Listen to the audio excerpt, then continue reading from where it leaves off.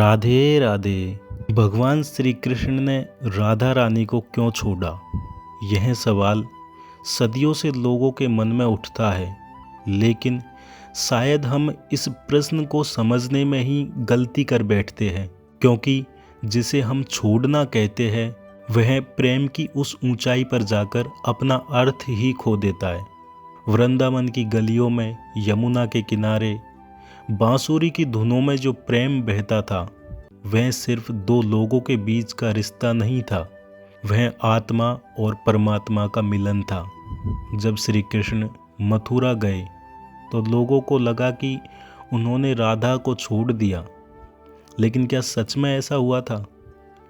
अगर प्रेम शरीर से जुड़ा होता तो शायद दूरी मायने रखती, लेकिन राधा रानी और श्री कृष्ण का प्रेम तो आत्मा से था और आत्मा को कभी अलग नहीं किया जा सकता। राधा जी ने कभी श्री कृष्ण को रोका नहीं, क्योंकि उनका प्रेम बंधन नहीं बल्कि स्वतंत्रता था।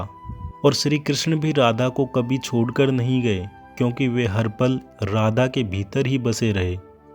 यही सच्चा प्रेम है, जहाँ साथ होना जरूरी नहीं बल्कि एक होना जरूरी होता है। आज हम रिश्तों में पकड़ बनाकर रखते हैं, डरते हैं कि कोई हमें छोड़ न दे, लेकिन राधा रानी और श्री कृष्ण हमें सिखाते हैं कि जहाँ सच्चा प्रेम होता है वहाँ खोने का डर नहीं होता, क्योंकि वहाँ कोई किसी से अलग होता ही नहीं।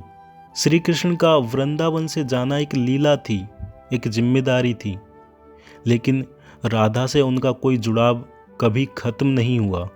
इसलिए अगर गहराई से समझो तो कृष्ण ने राधा को कभी छोड़ा ही नहीं, क्योंकि छोड़ना तभी संभव होता है जब दो अलग हो।